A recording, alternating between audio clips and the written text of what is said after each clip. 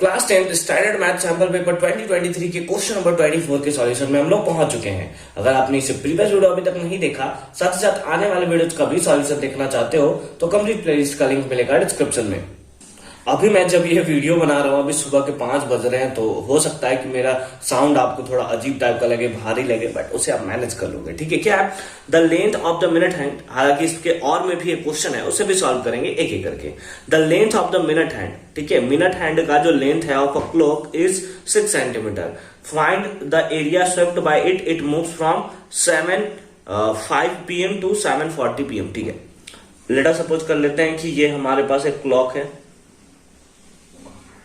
है ना। सपोज कर लिया कि ये हमारे पास क्या है, एक क्लॉक है। ठीक है, हाँ सर, इस क्लॉक को सपोज्ड ही किया जा सकता है, गजब बेइज्जती है ना। सपोज कर लोगे यार, सपोज ही तो करना है। हाँ चलो, ये हमारा क्लॉक है। ठीक है, तो हमें दिया हुआ है क्या, the length of the minute hand. Minute hand के बारे में बात किया है, कहाँ 7:05 से 7:40 आता है। ठीक है, तो यहाँ पे लिखा होता है 12, यहाँ पे लिखा होता है 1, यहाँ पे 2, यहाँ पे 3, यहाँ पे 4, यहाँ पे 5, और जस्ट इसके नीचे 6, यहाँ पे 7 और यहाँ पे 8।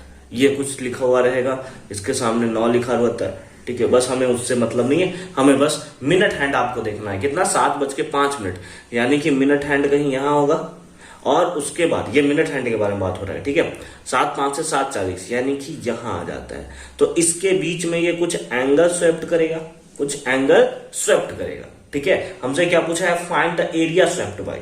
अगर हमें एरिया निकालना है ना, अगर हमें एरिया निकालना है तो एरिया के लिए आपने फॉर्मूला पढ़ रखा है, that is θ/360 pi r square.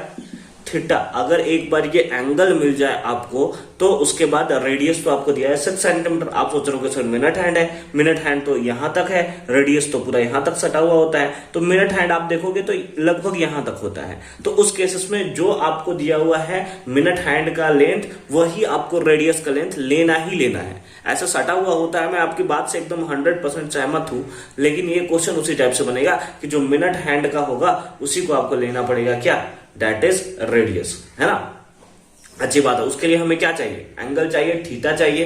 Total अगर टाइम इंटरवल हम लोग देखें, अगर हम लोग टोटल टाइम इंटरवल देखें तो टाइम इंटरवल है कितने का, तो टाइम इंटरवल आपको दिख रहा है 5, 10, 15, 20, 25, 30, 35, यानी कि टोटल एंगल कितना गया है, दैट इज टोटल इसने मिनट ट्रैवल किया है 35 मिनट, है ना। 7:05 पे था, 7:40 पे आ गए, तो टोटल कितना मिनट हुआ, 35 मिनट हुआ। ठीक है, 35 मिनट। अब हम लोग ये निकाल दें कि इस 35 मिनट में उसने कितना एंगल स्वेप्ट किया, तो हमारा आंसर आ जाएगा, क्योंकि थीटा का हम लोग वैल्यू पुट कर देंगे। तो लिख देंगे कि सिंस एंगल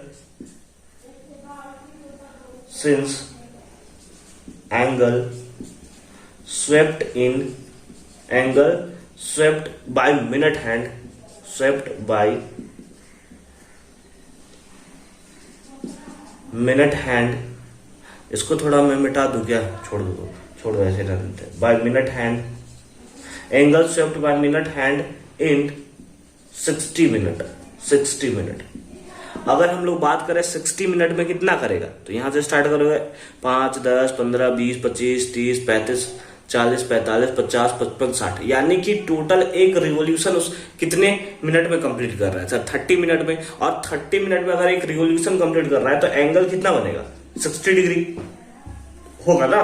देयरफॉर अगर 60 मिनट में 60 डिग्री का एंगल वो ट्रैवल करता है, तो क्या आप बता सकते हो कि 1 मिनट में कितना डिग्री ट्रैवल करेगा, सर डिवाइड दे दो सर, है ना। हमने क्या किया, 60 मिनट में वो टोटल एक कंप्लीट रिवॉल्यूशन कंप्लीट करता है, मतलब 360 कंप्लीट करता है, तो 1 मिनट में कितना करेगा, दैट इज कैंसिल कर देंगे, दैट इज 6 डिग्री। तो इस बेसिस पे देयरफॉर एंड 35 मिनट में आप बता सकते हो, 1 मिनट में अगर 6 डिग्री है तो 35 मिनट में कितना होगा, 35 इंटू 6 करेंगे तो कितना होगा, दैट इज 210 डिग्री। कितना होगा, 210 डिग्री। एंगल निकल गया हमारा, बस हमें एंगल ही निकालना था, एंगल हमारा निकल चुका है। तो पुट कर दो θ/360, यानी कि 210/360 इंटू पाई आर स्क्वायर। पाई का वैल्यू 22/7 इंटू आर का वैल्यू कितना है, दैट इज 6। तो 6 इंटू 6 ठीक है, कुछ कैंसिल होगा, 0 से 0 कैंसिल, ठीक है, और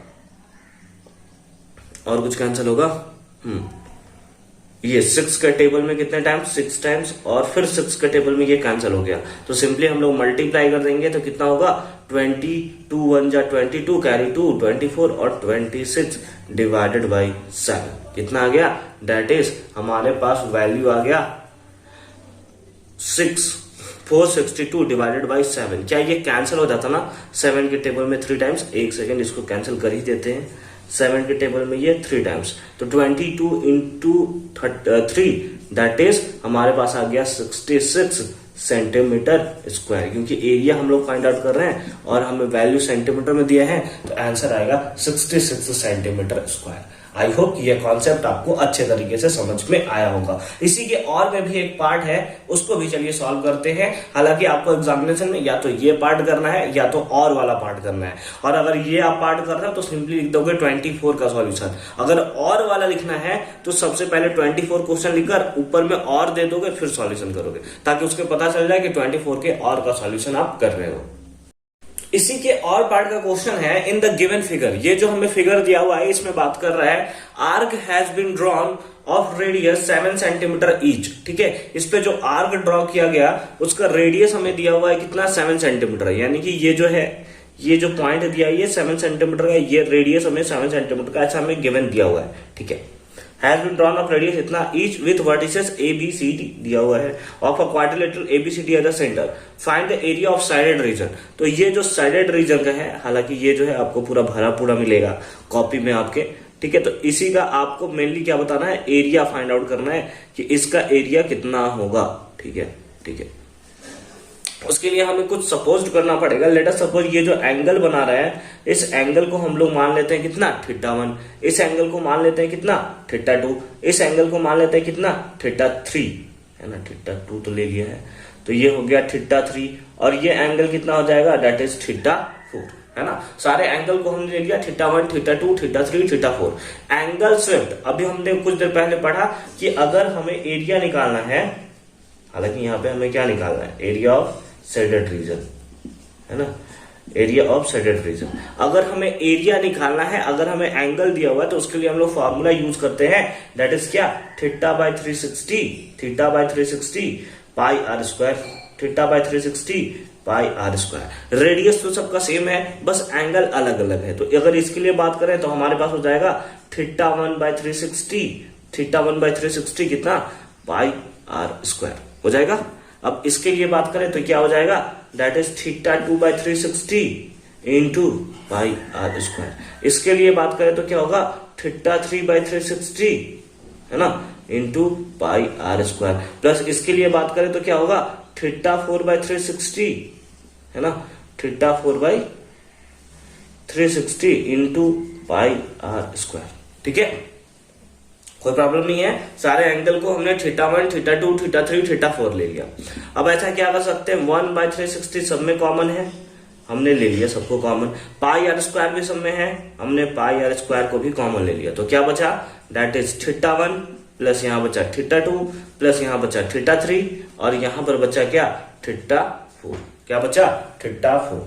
1/360 पाई आर स्क्वायर सबसे कॉमन लिया, θ1 प्लस θ2 प्लस θ3 प्लस θ4। ये एंगल है किसका, तो ये एंगल बात कर रहा है क्वाड्रिलेटरल का, और क्वाड्रिलेटरल के सारे एंगल का सम कितना होता है, 360 होता है। कितना होता है, 360 होता है ना। तो इसको हम लोग इन सारे एंगल्स के इक्वल्स पे क्या लिख सकते हैं, 360 लिख सकते हैं, यानी कि 1/360 into pi r square into ये सबका वैल्यू कितना होगा, दैट इज 360। 360 से 360 मर गया, पाई का वैल्यू 22/7 इंटू आर, रेडियस कितना है 7, तो 7 इंटू 7, पाई का वैल्यू कितना हुआ 22/7, आर स्क्वायर रेडियस 7 इंटू 7, 7 से 7 मर गया, मल्टीप्लाई करेंगे तो कितना हो जाएगा 154 क्या सेंटीमीटर स्क्वायर, क्योंकि हमें एरिया पूछा हुआ है। और इस टाइप से एकदम सिंपल फॉर्म में हमने इसका सॉल्यूशन कर दिया है। आई होप कि ये कॉन्सेप्ट भी आपको अच्छे तरीके से क्लियर हुआ होगा। मिलते हैं आपसे अगली वीडियो में क्वेश्चन नंबर 25 के सॉल्यूशन के साथ। कंप्लीट प्लेलिस्ट का लिंक मिलेगा आपको डिस्क्रिप्शन में।